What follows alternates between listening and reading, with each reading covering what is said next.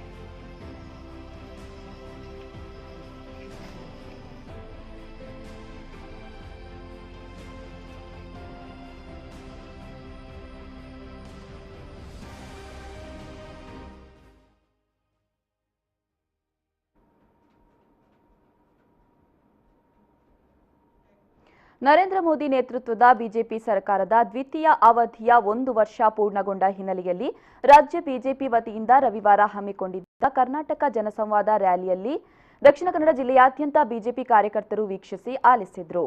ಸಂಜೆ 6 ಗಂಟೆಗೆ ಆರಂಭಗೊಂಡ ವರ್ಚುವಲ್ ರ್ಯಾಲಿಯಲ್ಲಿ ಬಿಜೆಪಿ ರಾಷ್ಟ್ರಾಧ್ಯಕ್ಷ ಜೆಪಿ ನಡ್ಡಾ ಅವರು ವಿಡಿಯೋ ಕಾನ್ಫರೆನ್ಸ್ ಮೂಲಕ ಮಾತನಾಡಿ ಮೋದಿ ಸರ್ಕಾರದ ಸಾಧನೆಗಳನ್ನು ವಿವರಿಸಿದರು.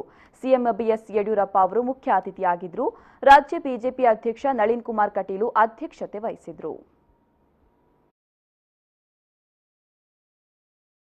तो 6 साल मोदी जी के नेतृत्व में देश आगे बढ़ा है.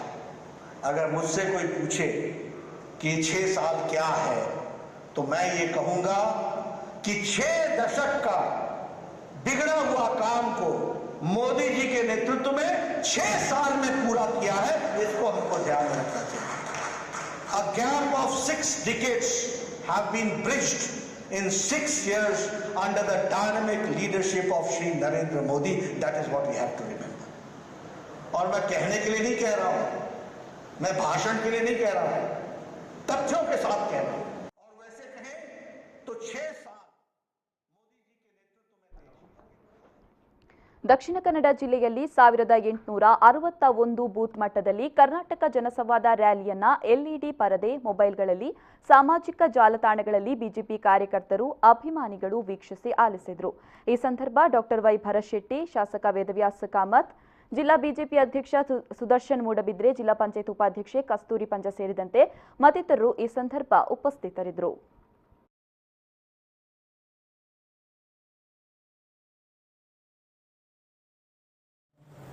Virtual rally,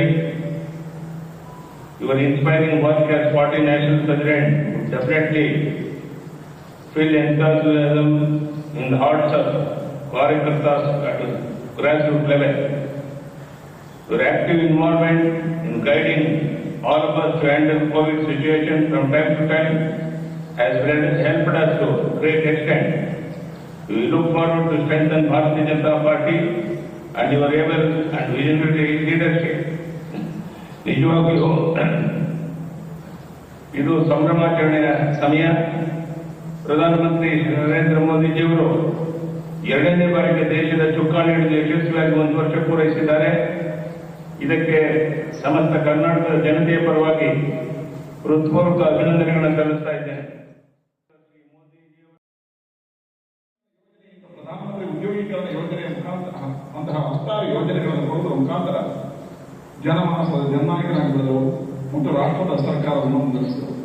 ಈ ಕಾರಣಕ್ಕೆ ದೇಶದಲ್ಲಿ ಸ್ವಾತಂತ್ರ್ಯ ನಂತರದ ಇತಿಹಾಸದಲ್ಲಿ ಕಾಂಗ್ರೆಸ್ ಸೇರ್ತರ 5 ವರ್ಷಗಳ ಪೂರ್ಣ ಮಾಡಿ 2ನೇ ಸರ್ಕಾರವನ್ನು ಹೊಂದಿರತಕ್ಕಂಥ ಪ್ರಧಾನಮಂತ್ರಿ ಅದು ನರೇಂದ್ರ ಮೋದಿ 2ನೇ ಅವಧಿಗೆ ಸರ್ಕಾರ ರಚನೆ ಆಯಿತು.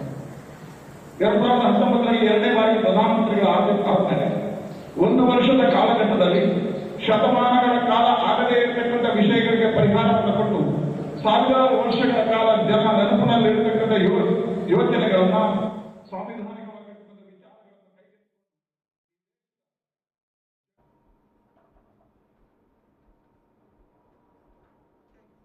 ಬೆಳ್ತಂಗಡಿ ತಾಲೂಕಿನಲ್ಲಿ ಕಳೆದ ವರ್ಷ ಮಳೆಗಾಲದಲ್ಲಿ ಭಾರೀ ಅನಾಹುತ ಸಂಭವಿಸಿದ್ದು, ತಾಲೂಕಿನ ಮೊಗ್ರು ಗ್ರಾಮದ ಮುಗೇರಡ್ಕ ಎಂಬಲ್ಲಿ ತೂಗು ಸೇತುವೆಯೊಂದು ಮುರಿದು ಕೊಚ್ಚಿ ಹೋಗಿತ್ತು. ಆ ಸಂದರ್ಭದಲ್ಲಿ ಬೆಳ್ತಂಗಡಿ ತಾಲೂಕಿನ ಶಾಸಕರಾದ ಹರೀಶ್ ಪೂಂಜಾರ್ ಅವರು ಕೂಡಲೇ ತಮ್ಮ ಸ್ವಂತ ಖರ್ಚಿನಿಂದ ಬೋಟೊಂದನ್ನು ತರಿಸಿ ಸಾರ್ವಜನಿಕರಿಗೆ ಅನುಕೂಲವಾಗುವಂತೆ ಮಾಡಿ ಜನರ ಮೆಚ್ಚುಗೆಗೆ ಪಾತ್ರರಾಗಿದ್ರು. ಅದೇ ರೀತಿ ಈ ಬಾರಿಯೂ ಪುತ್ತೂರು ತಾಲೂಕು ಹಾಗೂ ಬೆಳ್ತಂಗಡಿ ತಾಲೂಕಿನ 2 ಗ್ರಾಮಗಳ ಸಂಪರ್ಕಕ್ಕೆ ತೊಂದರೆಯಾಗದ ರೀತಿಯಲ್ಲಿ ಶಾಸಕರು ತಾತ್ಕಾಲಿಕ ಶ್ರಮಿಕ ನೆರವು ನಾಡದೋಣಿಯೊಂದನ್ನು ತರಿಸಿ ಚಾಲನೆ ನೀಡಿದರು.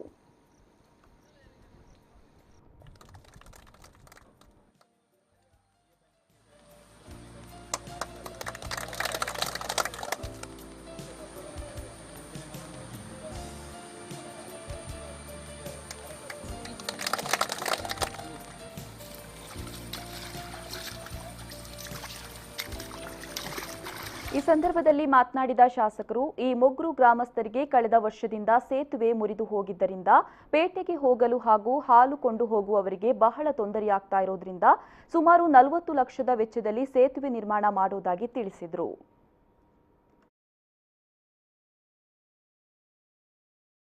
ಕಳೆದ ವಿಪರೀತವಾಗಿ ಸುರಿದಿರತಕ್ಕಂಥ ಮಳೆಯಿಂದಾಗಿ ನೆರೆ ಸಂಭವಿಸಿ ಇಲ್ಲಿರ್ತಕ್ಕಂಥ ತೂಗು ಸೇತುವೆ ಕೊಚ್ಚಿಕೊಂಡು ಹೋಗಿತ್ತು. ಆ ನಂತರ ಕಳೆದ ವರ್ಷವೂ ಇಲ್ಲಿ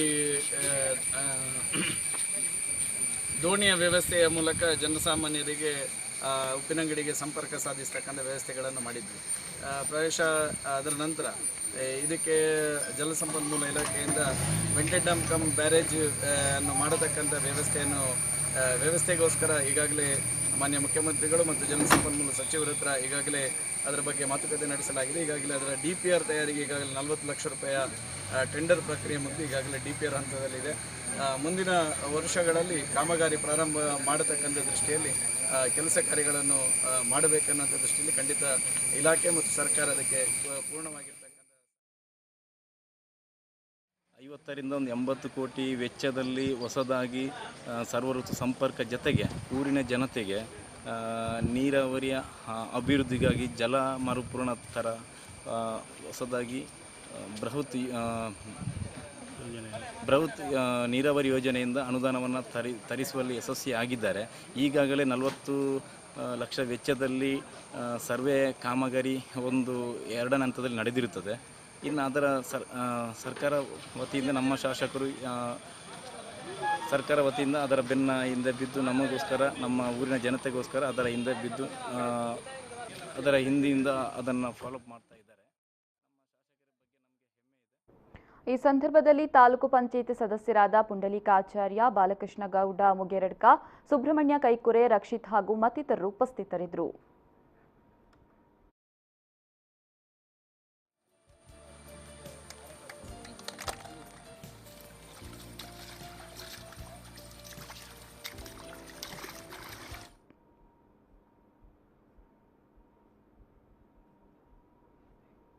ಕುಂಬಳೆ ಸೀತಂಗೋಳಿ ರಸ್ತೆಯ ಬಳಿ ಕಾರೊಂದು ಮಗುಚಿ 2 ದಾರುಣರಾಗಿ ಸಾವನ್ನಪ್ಪಿದ್ದಾರೆ. ಒಬ್ಬನನ್ನ ಗಂಭೀರಾವಸ್ಥೆಯಲ್ಲಿ ಆಸ್ಪತ್ರೆಯಲ್ಲಿ ಚಿಕಿತ್ಸೆಗಾಗಿ ದಾಖಲಿಸಲಾಗಿದೆ.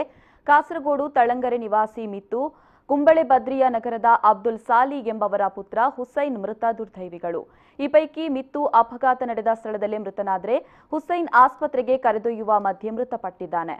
ಜೊತೆಗಿದ್ದ ಮುಹಮ್ಮದ್ ಸುಹೈಲ್ ಗಂಭೀರಾವಸ್ಥೆಯಲ್ಲಿ ಕಾಸರಗೋಡಿನ ಆಸ್ಪತ್ರೆಗೆ ದಾಖಲಿಸಲಾಗಿದೆ. ಒಟ್ಟು 4 ಮಂದಿ ಕಾರಲ್ಲಿ ಪ್ರಯಾಣಿಸ್ತಾ ಇದ್ದು, ಈ ಪೈಕಿ ಒಬ್ಬ ಯಾವುದೇ ಗಾಯಗಳಿಲ್ಲದೆ ಪಾರಾಗಿದ್ದಾನೆ. ಕುಂಬಳೆ ಪೊಲೀಸರು ಪ್ರಕರಣ ದಾಖಲಿಸಿ ತನಿಖೆಯನ್ನ ನಡೆಸ್ತಾ ಇದ್ದಾರೆ.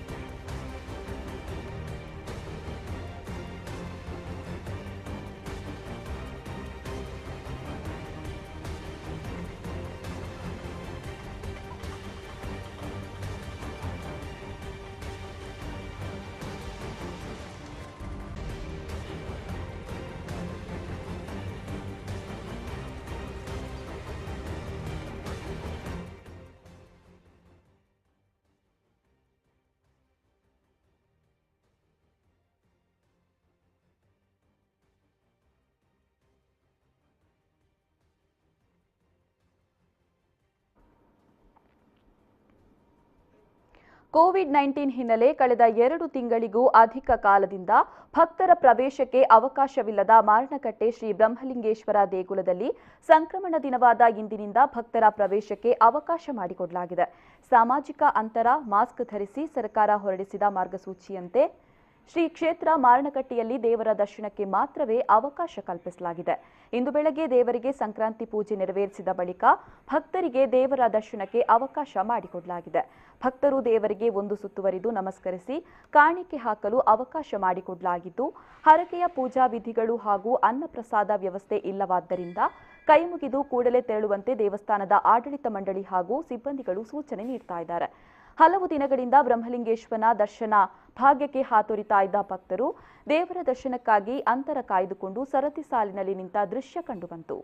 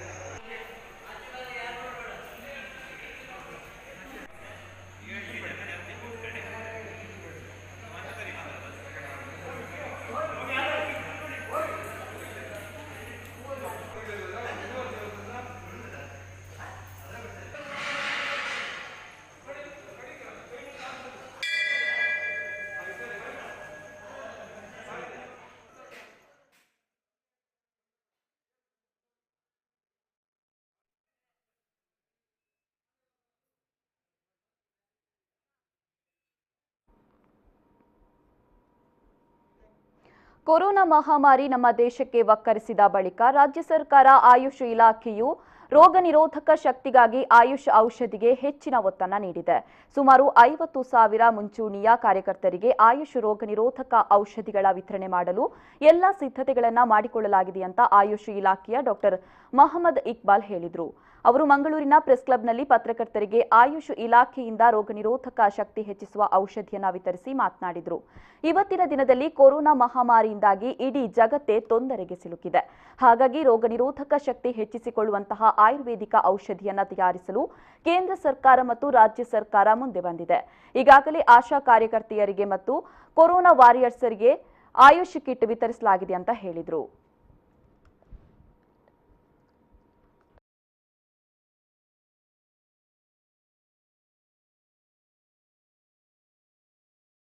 ಜಾಸ್ತಿ ತೊಂದರೆಯನ್ನು ಕೊಡ್ತಾ ಇದೆ. ಸೊ ಈ ಉದ್ದೇಶದಿಂದ ನಮ್ಮ ಕೇಂದ್ರ ಸರ್ಕಾರ, ರಾಜ್ಯ ಸರ್ಕಾರ ಏನು ಮಾಡಿತ್ತು, ಒಂದು ನಿರ್ಧಾರವನ್ನು ತಗೊಂಡು. ಯಾಕಂತ ಹೇಳಿದರೆ ಇದನ್ನು ನಾವು ಹೇಗೆ ಎದುರಿಸಬಹುದು, ನಮ್ಮ ಜನರಲ್ಲಿ ಆರೋಗ್ಯವನ್ನು ವೃದ್ಧಿಸಿ ಈ ಕೊರೋನಾವನ್ನು ನಾವು ಹೇಗೆ ಸೋಲಿಸಬಹುದು. ಹಾಗಾಗಿ ಈ ಆಯುಷ್ ಚಿಕಿತ್ಸಾ ಪದ್ಧತಿಗಳಲ್ಲಿ ಈಗ ನೋಡಿ, ಬೇರೆ ಅಲೋಪತಿ ಚಿಕಿತ್ಸಾ ಪದ್ಧತಿಗಳಲ್ಲಿರ್ಬೋದು, ಆ್ಯಂಟಿವೈರಲ್ ಡ್ರಗ್ಗಳು ಜಾಸ್ತಿ ಆಗಿರೋದು ಆಯುರ್ವೇದ, ಯುನಾನಿ ಮತ್ತು ಹೋಮಿಯೋಪತಿಯಲ್ಲಿ.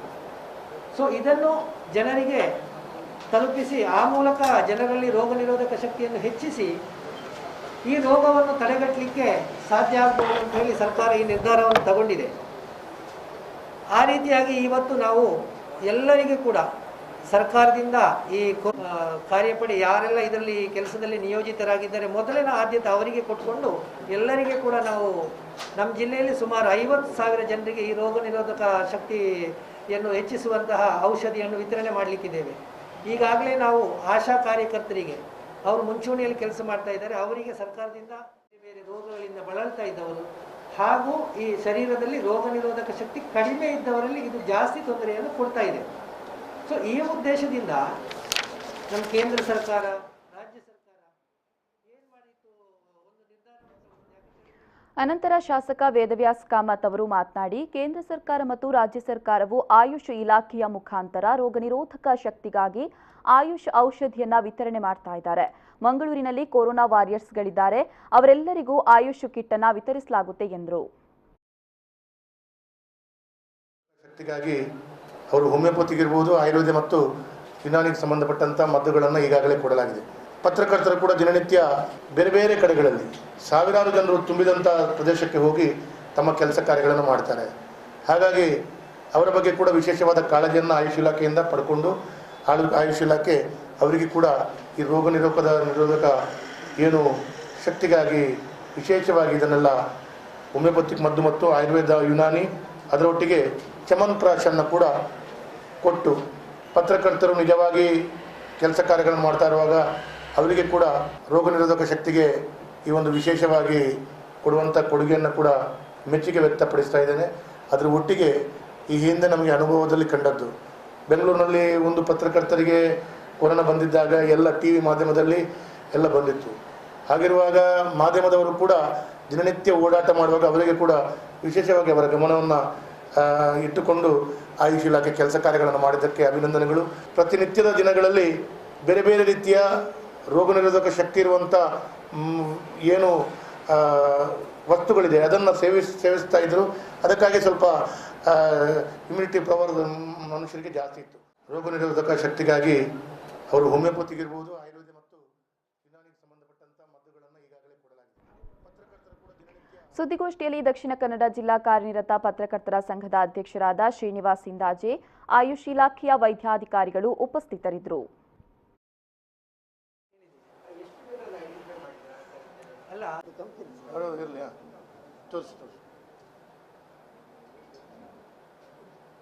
ಇದು ಒಂದು ಕಂಪನಿಯ ಪ್ರಾಡಕ್ಟ್ ಅಂತೆ, ಇದು 3 ಸರ್ಕಾರದ ಪ್ರಾಡಕ್ಟ್. ಬನ್ನಿ ಮೇಡಮ್, ಈಚೆ ಬನ್ನಿ ಸರ್, ಈಚೆ ಬನ್ನಿ.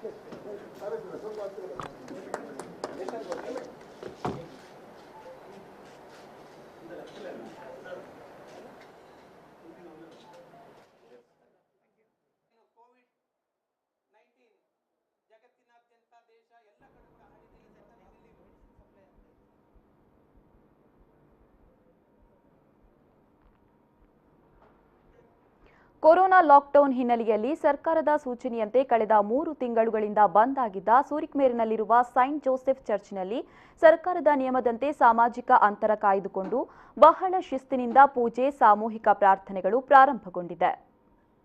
ಚರ್ಚ್ಗಳಲ್ಲಿ ನಡೆಯುವ ಪೂಜೆ, ಸಾಮೂಹಿಕ ಪ್ರಾರ್ಥನೆಗಳು ಇದೀಗ ಕೆಲವು ಚರ್ಚ್ಗಳಲ್ಲಿ ಮರು ಆರಂಭಗೊಂಡಿದೆ.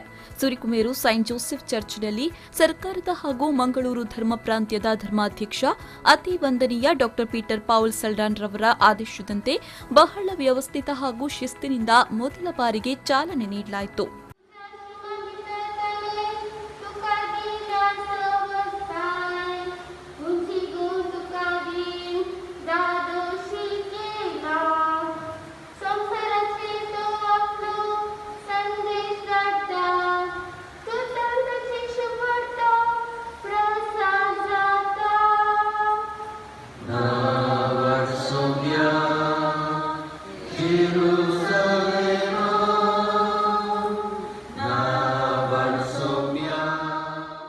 ಬೆಳಗ್ಗೆ 8 ಗಂಟೆ 10 ಗಂಟೆ ಮತ್ತು ಸಂಜೆ 4 ಗಂಟೆಗೆ ವಿಂಗಡಿಸಿ ದಿವ್ಯ ಬಲಿ ಪೂಜೆಗಳು ಪುನರಾರಂಭಗೊಂಡಿತು. ಆರೋಗ್ಯ ಇಲಾಖೆಯ ಸೂಚನೆಯಂತೆ 10 ವರ್ಷದ ಕೆಳಗಿನವರಿಗೆ ಮತ್ತು 65 ವರ್ಷದ ಮೇಲ್ಪಟ್ಟವರಿಗೆ ಪೂಜೆಯಲ್ಲಿ ಭಾಗವಹಿಸಲು ಅವಕಾಶವಿರಲಿಲ್ಲ. ಮಾಸ್ಕ್ ಧರಿಸದೆ ಬಂದವರಿಗೆ ಚರ್ಚ್ ಪಾಲನಾ ಸಮಿತಿಯವರಿಂದ ಉಚಿತವಾಗಿ ಮಾಸ್ಕ್ ಅನ್ನು ವಿತರಿಸಲಾಯಿತು. ಸಾಮಾಜಿಕ ಅಂತರವನ್ನ ಚರ್ಚ್ನ ಒಳಗೆ ಹಾಗೂ ಚರ್ಚ್ ಆವರಣದಲ್ಲಿ ಕಡ್ಡಾಯವಾಗಿ ಪಾಲಿಸಲಾಯಿತು. ಸುರಿಕುಮೇರು ಬೋರಿಮಾರು ಸೈಂಟ್ ಜೋಸೆಫ್ ಚರ್ಚ್ನ ಧರ್ಮಗುರುಗಳಾದ ವಂದನೀಯ ಫಾದರ್ ಗ್ರೆಗರಿ ಪಿರೇರರವರು ಪ್ರಾರ್ಥನೆಯಲ್ಲಿ ಭಾಗವಹಿಸಲು ಭಕ್ತರಿಗೆ ನಿಯಮಗಳ ಮಾಹಿತಿಯನ್ನು ಸಂಕ್ಷಿಪ್ತವಾಗಿ ವಿವರಿಸಿದರು.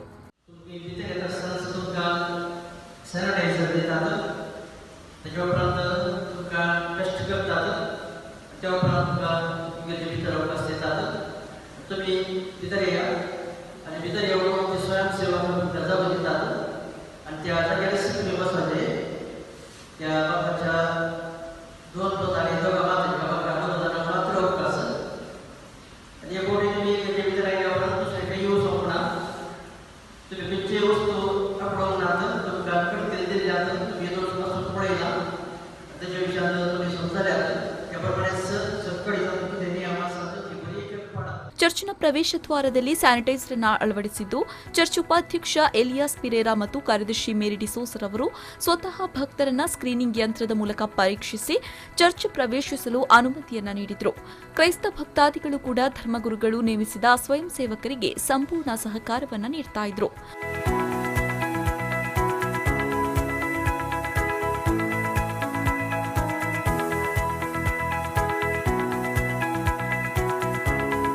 ಮಹಮ್ಮದ್ ಅಲಿ, ವಿ4 ನ್ಯೂಸ್ 24/7 ವಿಟ್ಲ.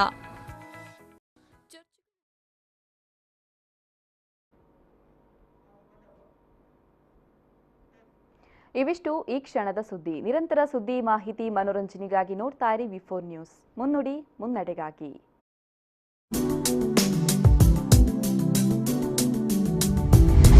ಇಂದು ಮಧ್ಯಾಹ್ನ ಪ್ರಾಯೋಜಕರು ಸನ್ ಪ್ರೀಮಿಯಂ ರಿಫೈನ್ಡ್ ಸನ್ಫ್ಲವರ್ ಆಯಿಲ್, ಸಹ ಪ್ರಾಯೋಜಕರು Malabar gold and diamonds, forks wagon, ocean pearl.